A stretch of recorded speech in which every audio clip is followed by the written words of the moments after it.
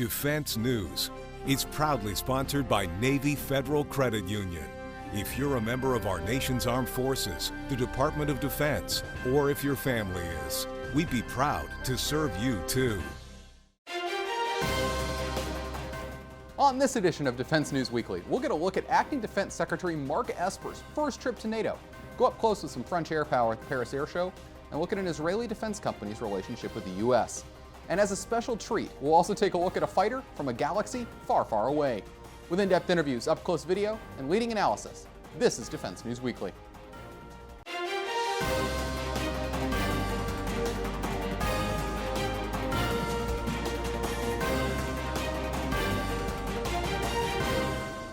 Welcome to this week's edition of Defense News Weekly. I'm Jeff Martin. We're just getting back from the Paris Air Show this week, so we'll have some of the remainder of our coverage from there for you, as well as the heroic story of how the Air Force's Chief of Staff was rescued in 1999. But before that, let's take a look at some headlines from this week. Acting Secretary of Defense Mark Esper was in Europe this week for a NATO Defense Ministerial, and this is his first trip since taking over the department. While there, he met with other NATO leaders and discussed a variety of issues. Esper took over the department after Acting Secretary Patrick Shanahan resigned last week. One of the big focuses of his meetings in Europe was Russia, and in his remarks, Esper didn't mince words. As we all know, the instigator of aggression in Europe today is Russia. 30 years after the fall of the Berlin Wall, Russia still seeks veto power over its neighbors and interferes in the sovereign democratic processes of other countries. Moscow's military activities in the Middle East, in Venezuela, and elsewhere prolong human suffering and provide cover to autocrats. One specific item he addressed was that the United States is doing in response to Russian violations of the INF Treaty, and what would happen once the U.S. withdrew. Here's what he had to say. The NATO as an alliance, we need to discuss our options going ahead with regard to what we do. Missile defense would obviously be part of it. From the United States perspective, I can tell you that while we have remained in compliance with the treaty, we have begun research and development on what would be INF range missiles, conventional missiles, not nuclear, conventional missiles, to help us deal with any threats. And obviously, we need to build our missile defenses to deal with any type of Russian cruise missile threat. According to a report in Rotor and Wing magazine, Sikorsky has gotten the HH-60W combat rescue helicopter back on track after repeated delays. The company told Rotor and Wing that they had shaved 5 months off of the development schedule and were prepared for a low-rate production decision, known as Milestone C, sometime in September. The Air Force is set to buy 113 of the helicopters to replace aging G-model Pavehawks.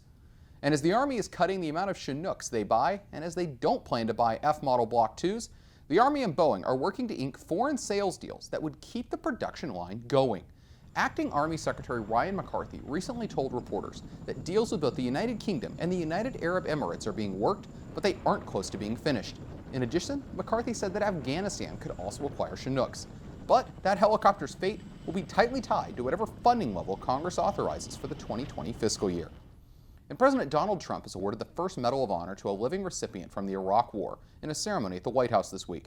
Staff Sergeant David Bolavia was awarded the medal for actions during the Second Battle of Fallujah, where he rescued an infantry squad that had been pinned down by insurgents.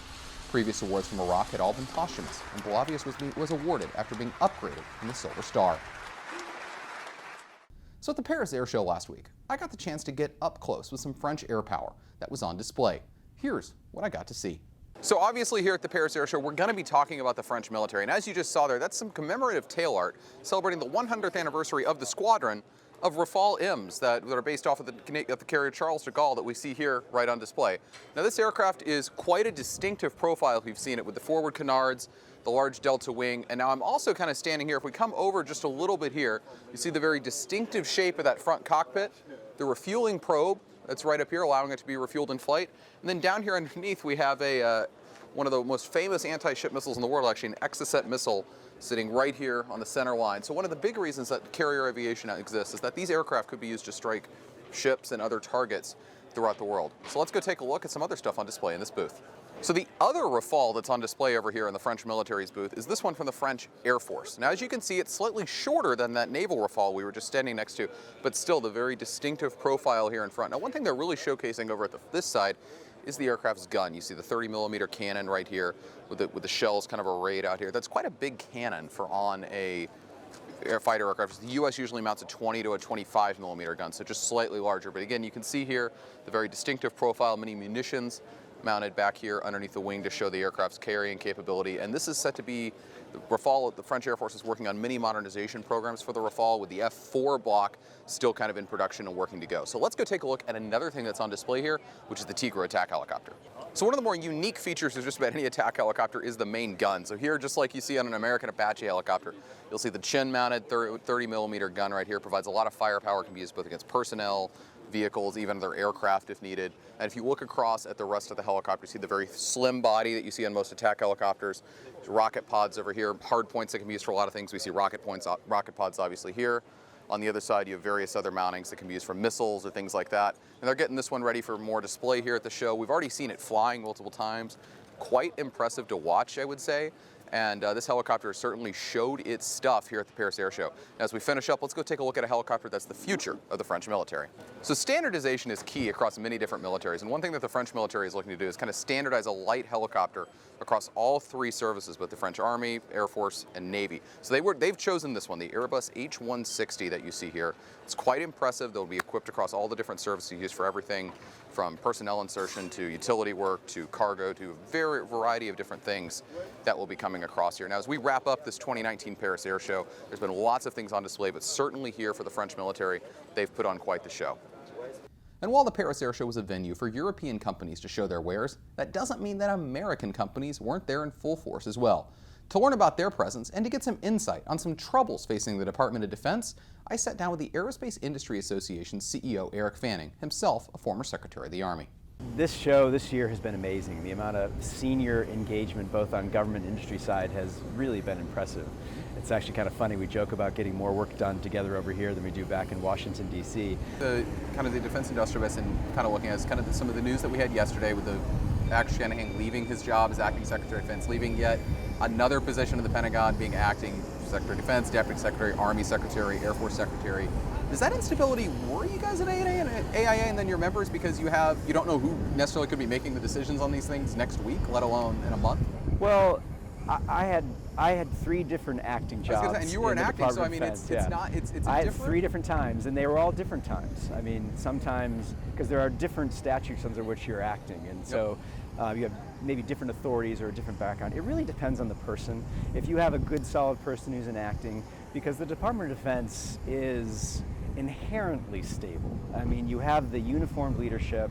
You have an amazing cadre of civil servants, to include some very senior civil servants, who provide that stability and that continuity. That said, it's always better to have those senior political positions filled with people who have been confirmed by the Oversight Committee.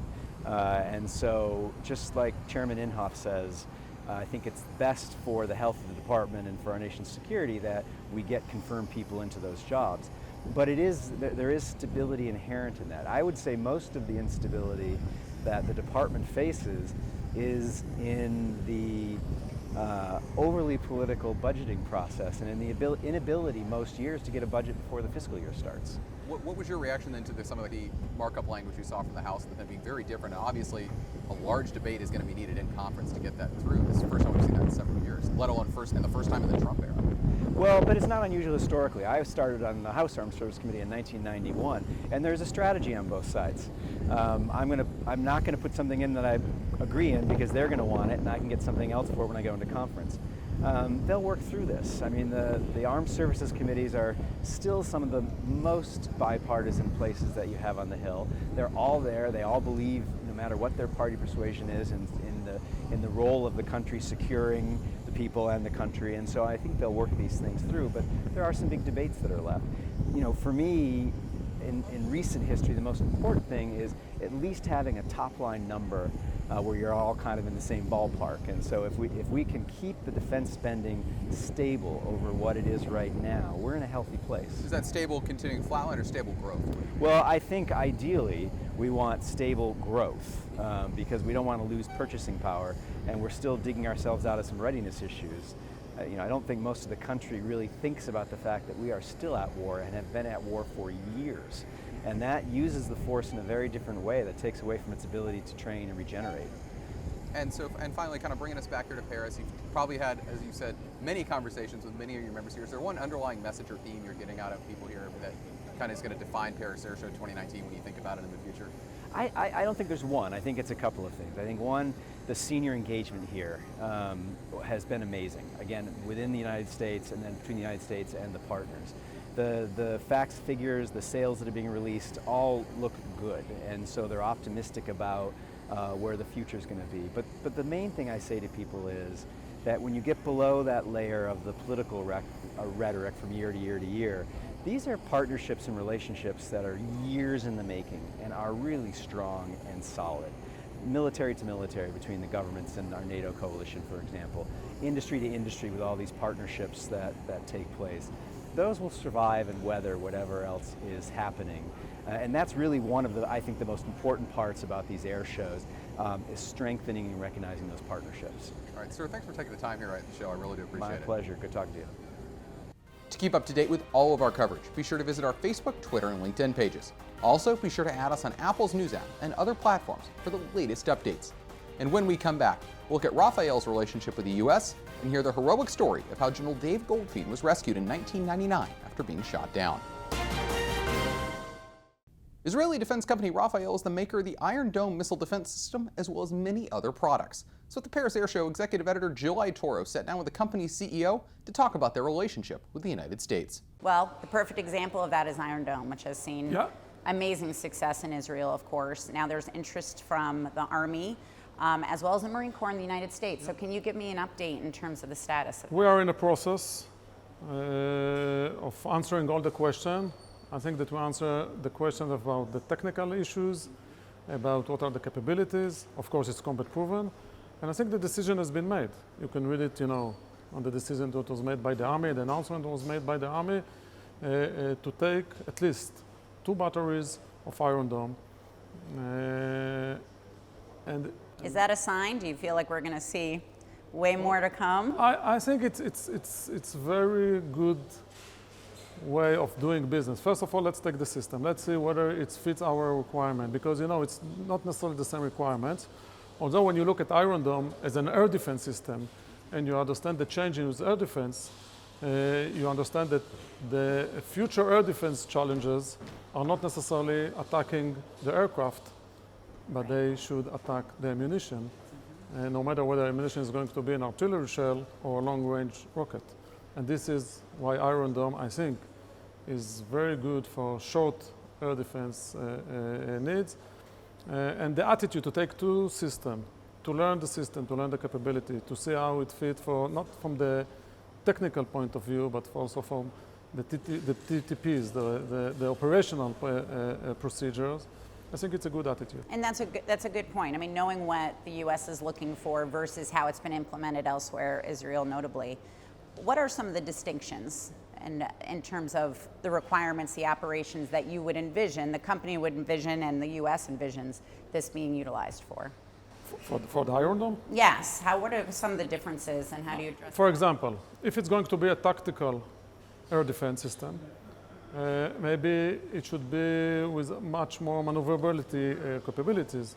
So this is why we start working on the concept of what we call the IDOM, is to integrate a launcher, a radar, maybe a small radar, not as large as we use for Iron Dome for a stationary mission, and the BMS inside the truck, so it will be able to maneuver with the troops. So in a sense, when it becomes a tactical air defense system, you must do some requirement, but at the end of the day, the brain, the know-how, the interceptor, the system integration, the BMS, the ability of using data analysis to choose the right or the relevant threat and to intercept it is going to be the same. Yeah. So you're in partnership with Raytheon on the Iron Dome, as well as some other projects, which we'll also talk about. How is that relationship, and how has it eased the process of being able to work with the United States? I think that we are working in the United States for more than 25 years. Yeah. And the way that we are doing business, and we are very satisfied, is that we are working with the tier 1 companies. We understand that at the end of the day, the US customer would like to see a US entity. When you pick up the phone, you would like to have someone from the United States that will be able to give him the added value of, for example, cybersecurity, other classified issues. So we are working with NATO government for more than 25 years on the Lightning. Yeah. We are working with Raytheon on Iron Dome and David Sling. We are working with BAE on the remote control weapon system for the Navy. We are working with Lockheed Martin for our missiles and our spies. So in a sense, we understand that you have to work with partnership with those partners. It goes excellent, by the way. Yeah, that's terrific. So speaking of David Sling, I know Rafael was asked by Switzerland to actually participate in a competition for missile defense. David Sling being the specific system they were interested in. Rafael decided not to do that. Can you just explain? I wouldn't say that Rafael decided not to do this, and I can't get into all the details. As a matter of fact, the requests were sent to the Israeli government. Okay.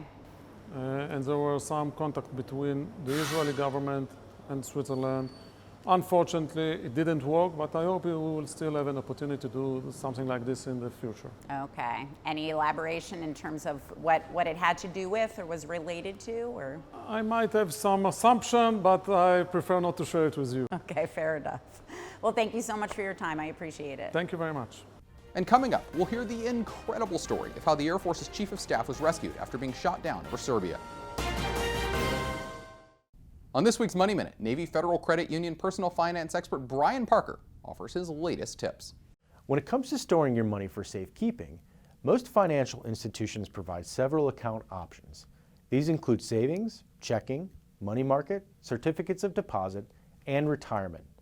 But only one type of account is designed for everyday transactions like purchases, bills, and ATM withdrawals. Checking accounts, which offer debit cards and checks, are set up so that you have access to your money anytime you want. There's no withdrawal limit and oftentimes low to no monthly service fees. For those active duty military members, lenders like Navy Federal have free active duty checking accounts designed for military life. Checking accounts exist to make spending simple. In order to determine which account is right for you, consider asking the following questions in order to match your spending needs.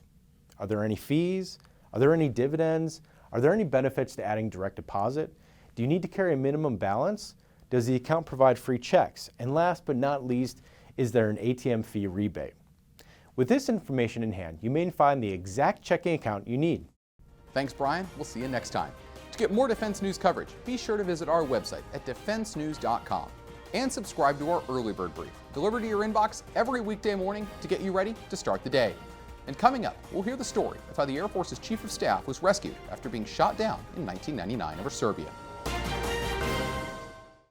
In May 1999, then Lieutenant Colonel Dave Goldfein was an F-16 squadron commander in Italy, flying missions over Serbia as part of Operation Allied Force. But on May 2nd, 1999, he was shot down. This is the story of how he was rescued, told in detail for the first time.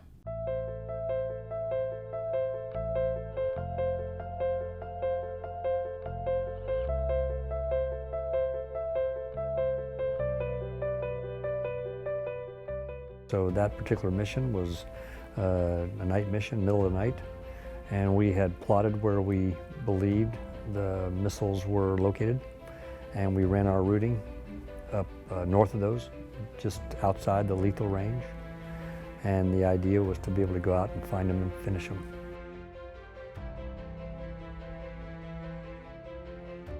It was all coming together like we had planned. What we didn't know was that there was a missile that was directly below our position, and folks farther back in the formation actually had watched it, so it came straight up below, and it was about 4 seconds from launch to hitting the back part of my airplane. So it was a big, huge explosion in the cockpit, and then followed not too far after that by a large lot of vibrations, and then some smoke and fumes that came into the cockpit as I sort of did my analysis on what was going on. And then at some point I was trying to restart the engine, and then it was a recognition that, okay, I'm a really expensive glider. This airplane's going to hit the ground. Now the question is whether I'm going to be in it or not. I remember having time, looking outside, sort of seeing where I was in terms of terrain, watching my altitude, and then doing one sort of last scan, making one last radio call. And then I actually had time to take off my night vision goggles. I remember pulling out, pens and those kind of things because you don't want any loose items, and sort of laying in the cockpit and sort of taking one final look, at, turns out to be my airplane because it was a squadron commander's airplane with a squadron tail flash. And then, reached down and pulled the handles and up the rails I went.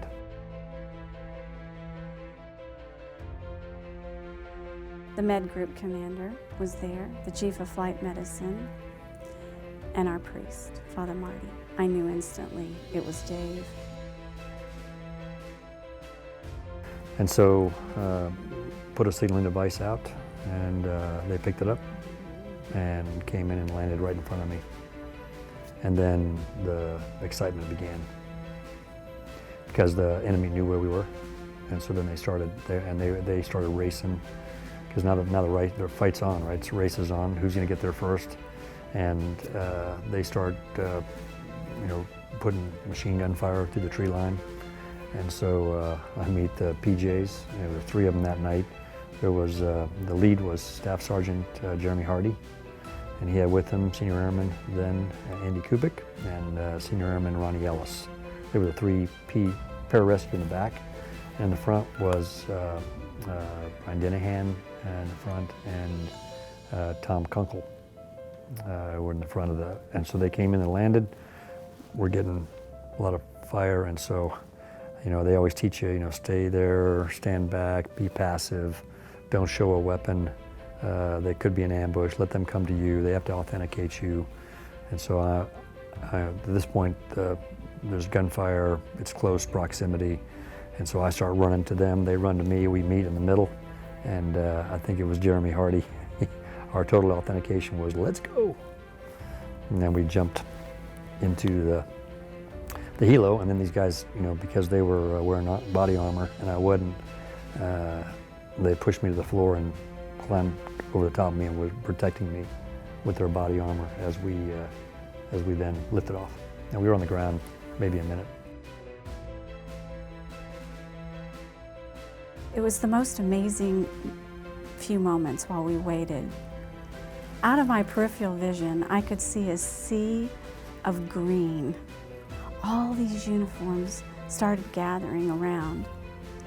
All these men and women who had been part of the evening or had gotten to work that morning and they were starting the next shift, but had heard. There were tons of people on the flight line waiting for the airplane to land. But I saw the 3 pilots that were in my husband's formation.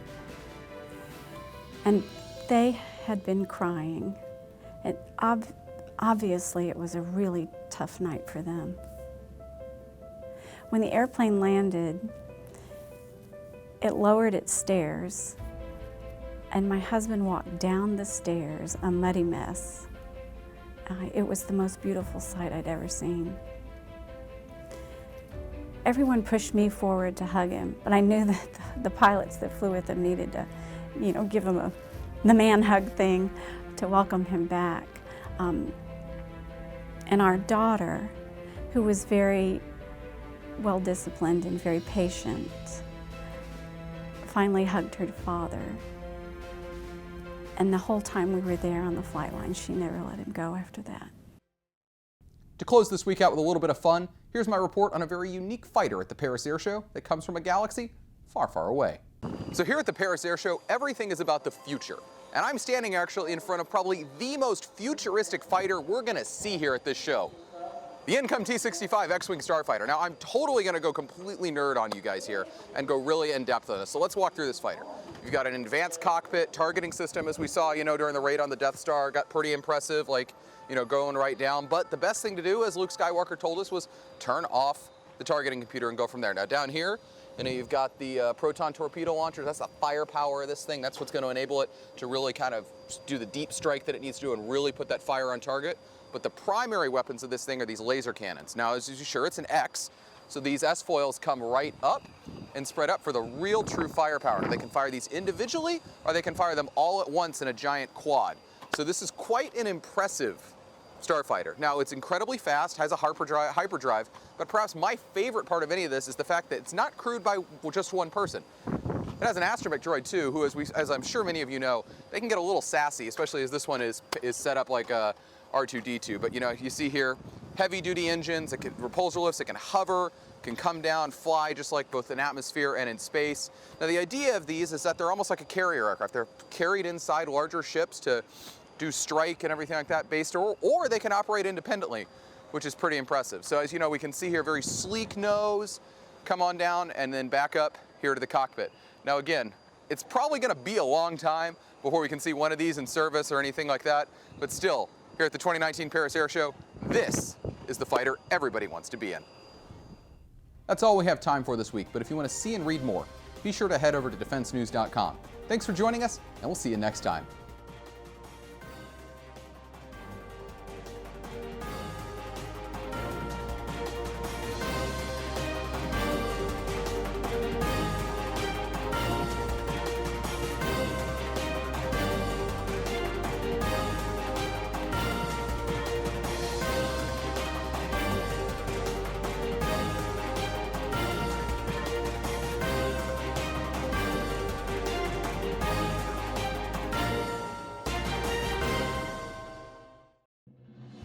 Defense News. It's proudly sponsored by Navy Federal Credit Union. If you're a member of our nation's armed forces, the Department of Defense, or if your family is, we'd be proud to serve you too.